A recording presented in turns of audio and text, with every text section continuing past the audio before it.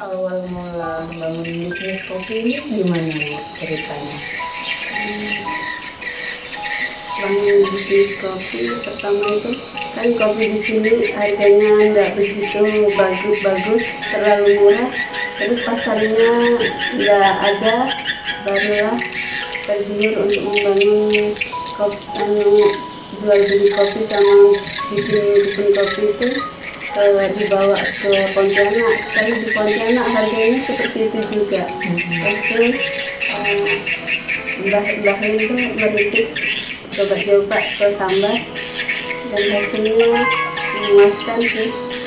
Harganya lebih tinggi, untungnya lebih banyak gitu.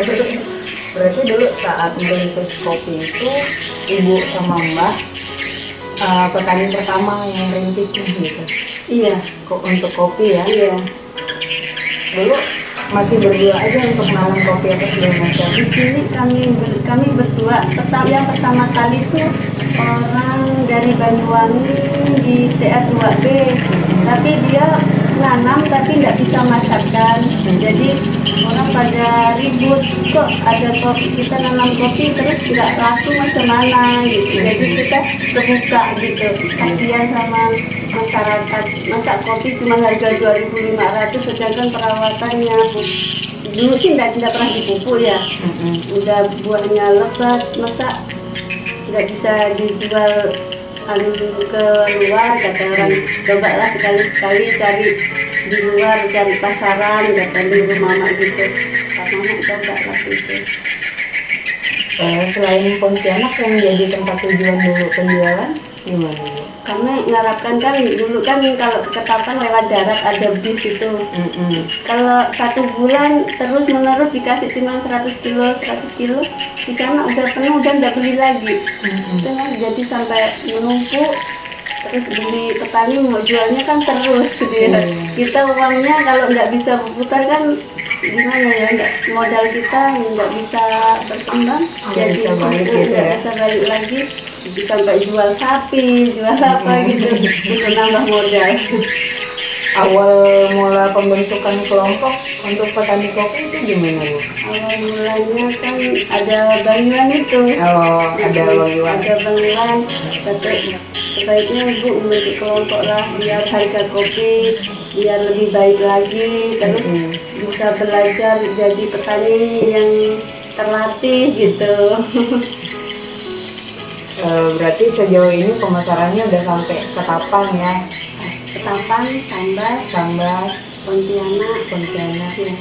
Dengan masuknya pendampingan dari Bang Iwan ini ada pelatihan gitu nggak Bu? Ada pelatihan kayak cara menanam kopi dengan baik, cara pemupukan. Waktu itu kan kami nanam asal tancap-tancap aja. Iya. Terus pemupukan dari dulu kan kami nggak pernah dipupuk waktu itu. Yang penting buah aja. Iya. Jadi ada cara pemupukan, pemangkasan, pasca panen yang benar macam mana. Dulunya dibiarkan sampai dibusukkan biar cepat kering, alasannya petani kan seperti itu. Jadi udah Banyuwan masuk, nggak boleh kayak gitu.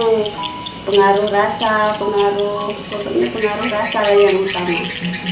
Sekarang jumlah ini kelompok taninya berapa Bu? Yang pertama itu 22, sekarang itu mau 30 orang, tapi yang masuk masih di buku anggota itu masih 22. Masih 22. Oh, yang penambahan barunya belum dimasukkan ke dalam ini ya, pembukuan itu. Terus kalau untuk produksi kopinya dalam 1 bulan kira-kira dapat berapa banyak Bu? Sama kopi yang dari kelompok sama kopi sendiri. Kopi kelompok sama kopi sendiri 1 bulannya kita kirim Banyuwan sama ke Sambas itu mau 1,5 ton sampai 2 ton.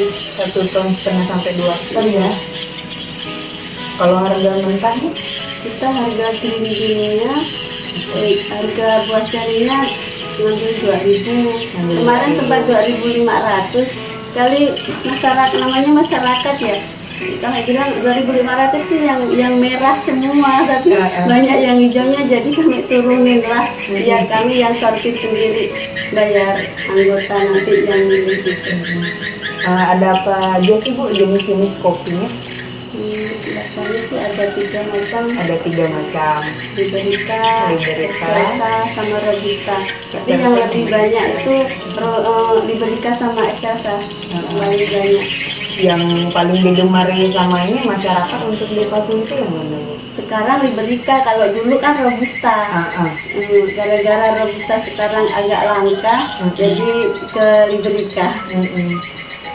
Bibitnya Bu, untuk bibit penanaman kopinya pembeliannya dari mana? Karena dulu nggak beli, minta sama tetangga, minta sama tetangga, cari di bawah-bawah pohon gitu yang tumbuh. Sekarang sih kita bikin sendiri, bikin pohon induk untuk bibit memang. Oh, ada rumah bibit ya berarti ya? Masih ada. Ini masih bibit yang biasa, masih buat sedikit-sedikit gitu.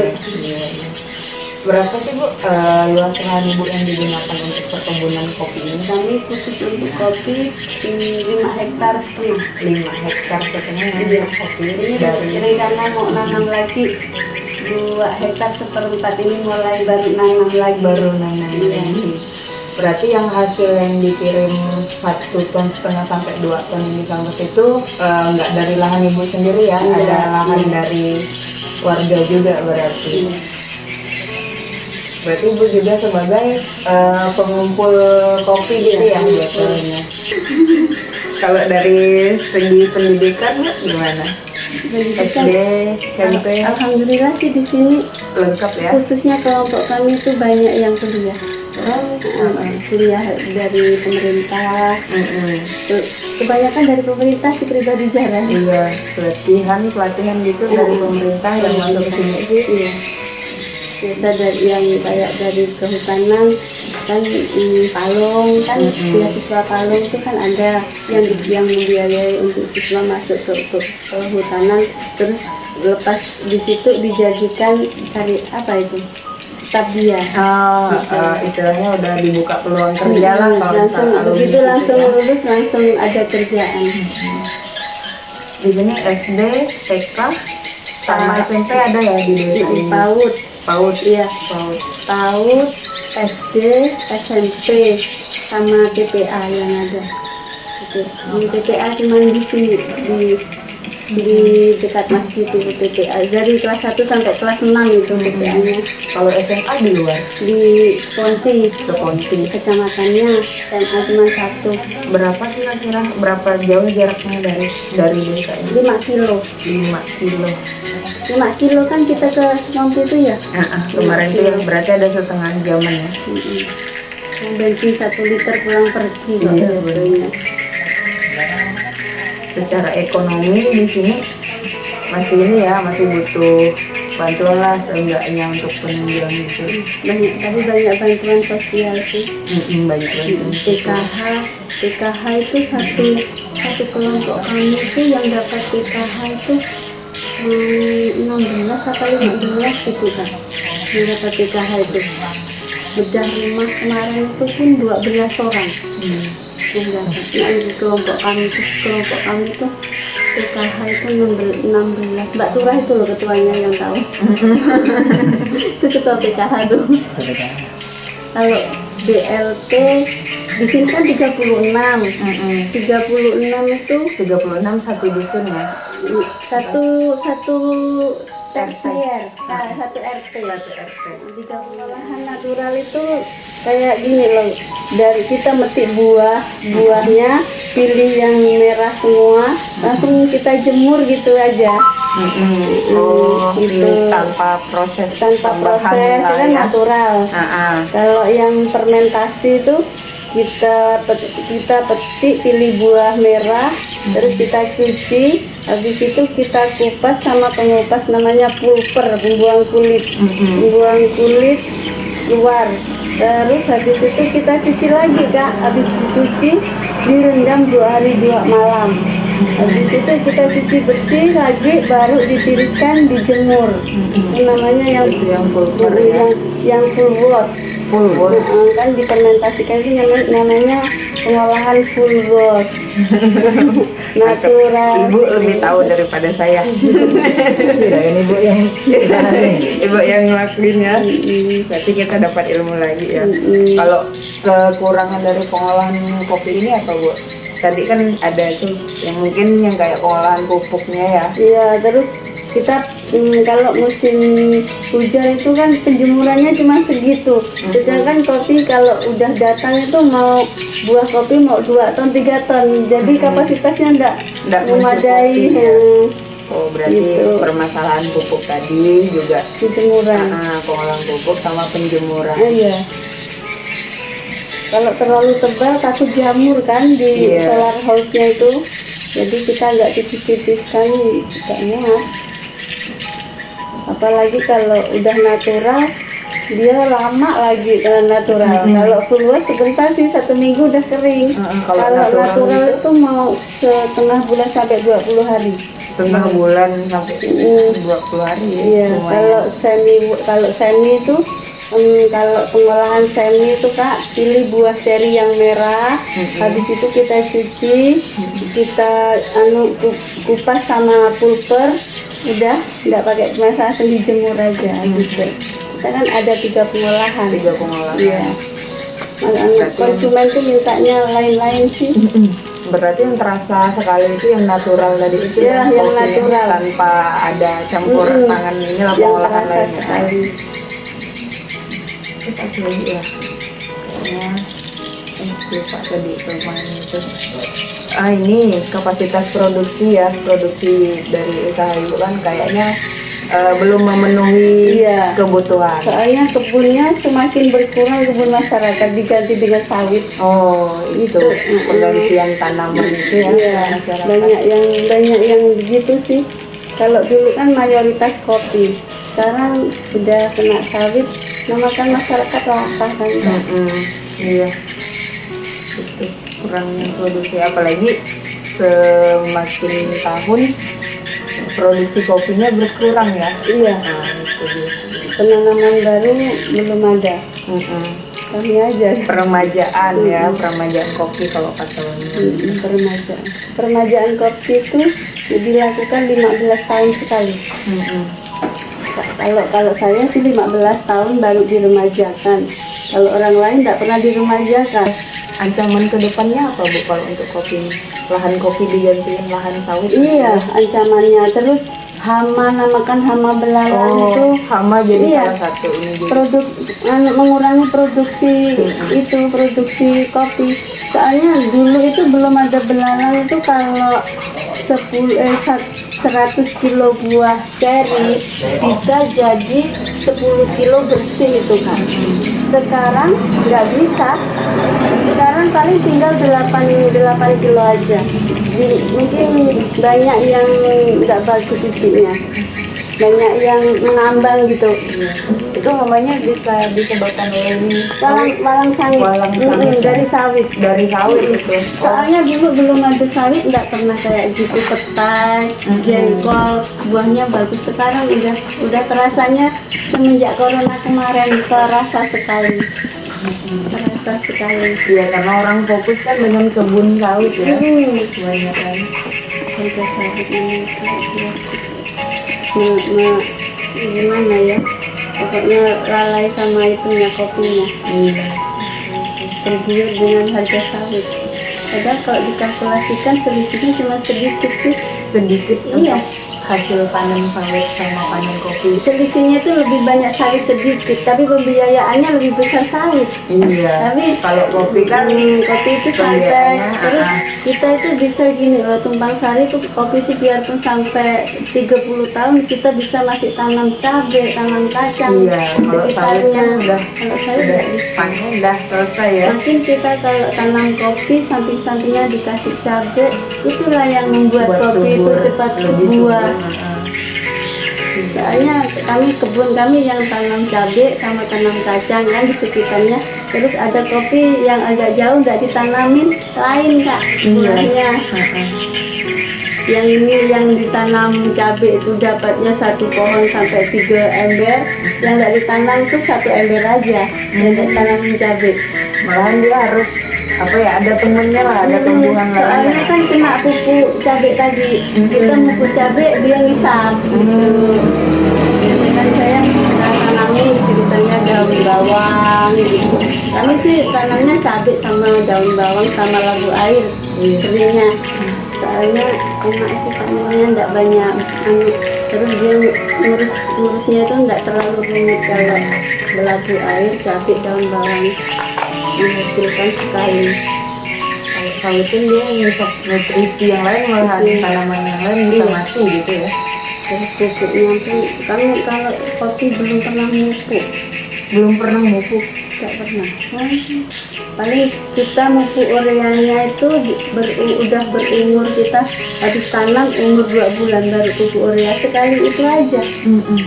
Untuk cepat ngangkat dia gitu. Iya, untuk doping lah istilahnya ya. Almarhum bapak ngajarinya kayak gitu. Dulu enggak kenal pupuk yang buah yang apa, enggak kenal. Iya. Terus orang-orang yang dulu itu biasa nyemprot cabai kan pakai Kandasil ya, obat buah kan, Kandasil namanya. Baru kami ikut-ikut, alhamdulillah hasilnya memang baik. Tapi cuma ya ikut kawan gitu aja, habis itu udah belajarnya dari orang lain. Potensi kedepannya Bu dari kopi ini, entah itu pemasarannya yang lebih luas, tapi pemasarannya kalau lebih luas, kopinya kurang, macam bahan bakunya kurang, macam mana? Berarti harus ini dulu ya, Iya, peningkatan produksi produksi kopinya dulu. perluasan lahan. Tidak tahu lah, nanti siapa tahu ada lahan di belakang desa, masyarakat mungkin yang lahannya tidak ada, udah kena sawit, mau nanam di sana. Iya benar. Desa udah menyiapkan lahan, kita tinggal kita menyiapkan bibitnya aja. Kelompok kami kan mau menyiapkan pembibitan dulu untuk lahan yang di belakang desa ada. Kelompok kami disediain 10 hektar sih untuk kelompok kami. Untuk kelompok ini ya. Iya, Cahaya Kayong ini ya. Alhamdulillah ini ya Bu, perangkat desa mendukung ya. Iya, terutama Pak PJ-nya aja, sama Pak Ferry Sekdesnya.